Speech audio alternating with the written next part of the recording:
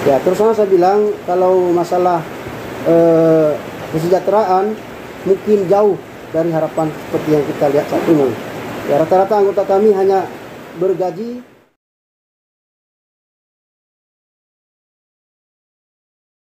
Selamat pagi Pak Jeb. Ya, selamat pagi. Pak Jeb ini salah satu honorer Banpol di Satuan Polisi Pamong Praja Kabupaten Bengkayang yang juga turut mendapatkan dampak dari adanya kebijakan pemerintah terkait pemberhentian tenaga honorer.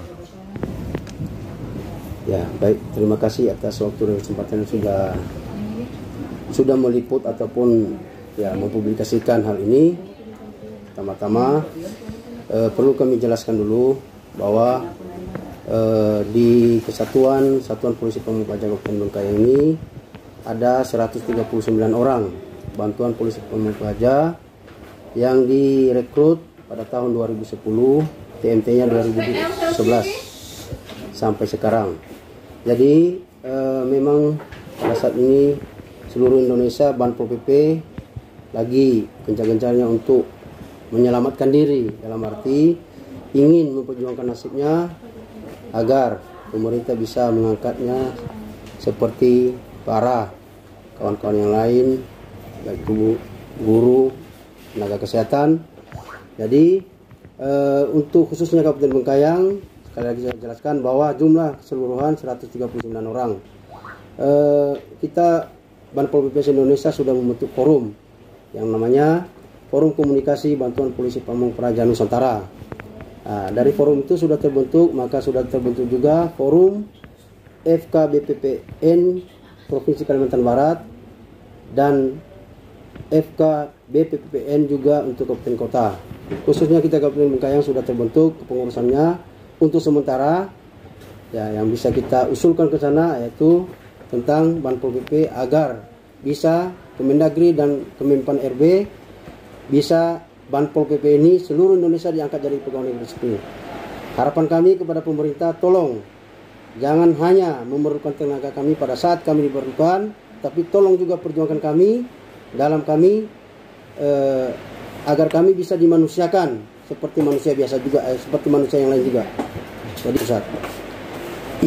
Upaya yang sudah dilakukan oleh kawan-kawan Banpol ini sendiri, apa-apa saja yang sudah dilakukan? Untuk sekarang ini ada beberapa upaya yang sudah dilakukan oleh kawan-kawan, terutama kawan-kawan yang di Banpol di pusat sana. Kemarin tanggal 14 sudah ada audiensi bersama anggota DPR RI Komisi 2 dan hal itu sudah dilaksanakan. Rencana mungkin besok hari Jumat akan kami adakan juga pertemuan dengan Komisi 1 DPR RI di Pontianak bersama kawan-kawan dari 14 kabupaten kota, mengadakan pertemuan tentang ini, tentang perwakilan. Jadi kembali kami sampaikan bahwa tahapan-tahapan yang sudah dilakukan oleh kawan-kawan di pusat, pengurus pusat FKBPPN. Yang pertama dulu mereka sudah membuat akte notaris supaya forum ini bisa dikategorikan legal. Ya, jadi sudah bekerja keras kawan-kawan di sana melakukan tahapan-tahapannya dan kemarin tanggal 14 Juni 2022 sudah melakukan audiensi atau pertemuan bersama anggota DPR RI Komisi 2. Kita dari DPW atau daerah pengurus provinsi bersama dengan kawan-kawan yang 14 kabupaten kota akan juga melakukan pertemuan audiensi bersama dengan anggota DPR RI di Pontianak rencananya besok.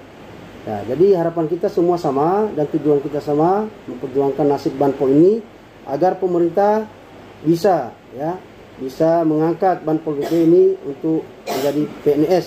Bagi kami, untuk Banpol PP ini tidak ada yang namanya P3K ataupun outsourcing. Bagi kami, PNS adalah harga mati. Apakah akan ada upaya lain seperti aksi dari para Banpol ini untuk di seluruh Kalbar? Rencana aksi? Ya, jadi untuk selanjutnya harapan-harapan kami ini sudah kami sampaikan ke pihak-pihak perwakilan Dewan Perwakilan Rakyat melalui kawan-kawan di pusat maupun nanti ini untuk perwakilan kawan-kawan yang di atau perwakilan kita DPR di provinsi, apabila hal ini tidak bisa diproses, tidak diindahkan mereka, maka langkah terakhir kami adalah melakukan aksi demo besar-besaran, aksi damai ya, bersama rekan-rekan se-Indonesia yang berjumlah 90.000 Banpol PP se-Indonesia. Dan khususnya juga tidak menutup kemungkinan kami di daerah-daerah akan melakukan aksi yang sama. Nah, jadi kami nanti di daerah akan mengadakan juga pertemuan bersama. Rencananya akan kami adakan pertemuan dengan Pak Bupati dan akan kami adakan audiensi bersama anggota DPR di Kabupaten Bengkayang juga. Ya, itulah dasar-dasar kami untuk bisa mengajukan diri kami ke pusat nanti.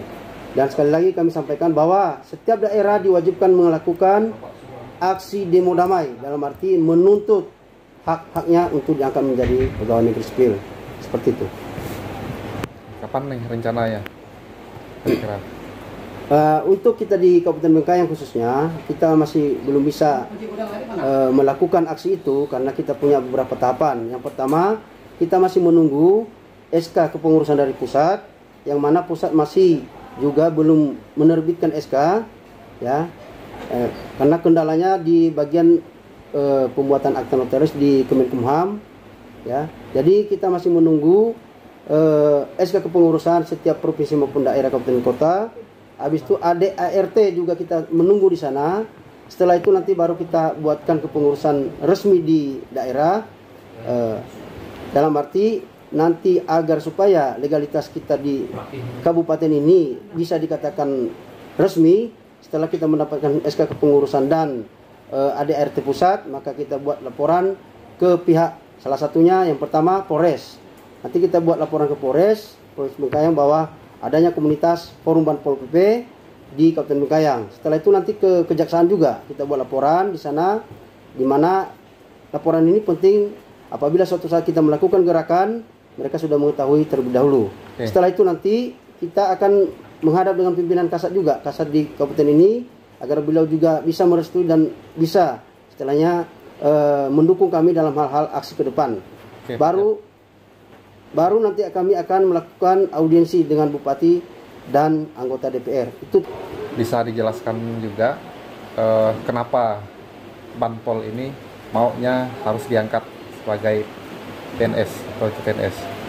Apa alasannya? Jadi mungkin secara rinci atau jelasnya, Banpol PP ini adalah salah satu cadangan pertahanan negara apabila negara kita ini diguncang oleh salah satu hal-hal yang tidak kita inginkan. Terutama kita di Kalimantan Barat ini, di mana posisi kita sangat dekat dengan perbatasan dengan negara Malaysia dan negara-negara di Asia lainnya. Ya, jadi harapan kami Banpol PP ini adalah salah satu bagian dari pertahanan atau cadangan pertahanan negara. Walaupun di dalamnya Banpol PP ini adalah salah satu tugas pokok dan fungsinya adalah sebagai alat daerah untuk menjaga ketertiban, keamanan dan kenyamanan masyarakat serta perlindungan masyarakat. Dari sisi kesejahteraan kami sampaikan bahwa terutama kami di Kabupaten Bengkayang, rekrutan Banpol tahun 2011 ya, perlu kita ketahui bahwa gaji kami yang paling utama, yang pertama-tama kami terima hanya berjumlah 600.000. Itu pun masih biasanya tertunda sampai 4 bulanan baru dibayarkan. Untuk berapa bulan kemudian naik lagi jadi 900 dan bertahap sampai 1.200.000 hingga sampai sekarang pengupahan oleh pemerintah daerah yang mampu dibiayai oleh daerah hanya bisa dibayarkan sesuai dengan masa kerja dan sesuai dengan pendidikan masing-masing anggota. Sehubungan dengan ada perbub yang pernah dikeluarkan oleh Bupati lama tentang penggajian honorer. Ya, terus saya bilang kalau masalah kesejahteraan mungkin jauh dari harapan seperti yang kita lihat saat ini. Ya, rata-rata anggota kami hanya bergaji 1.500.000 sampai tingginya 1.700.000. Bahkan kalau kita ikuti secara UMK tidak sesuai. Di mana UMK Kabupaten Bengkayang kalau tidak salah saat ini 2.200.000 lebih. ya itu UMK Kabupaten Bengkayang. Nah, jadi pada saat ini kami bergerak ini bersifat sosial. Tidak ada yang namanya bantuan dari mana. Kami berdiri sendiri, kami memperjuangkan diri sendiri sampai ke pusat. Apapun itu, ya mau ada uang mau tidak ada uang, kami tetap berjuang. Kami ingin mau Banpol B ini diperjuangkan sampai jadi PNS. Itu harapan kami.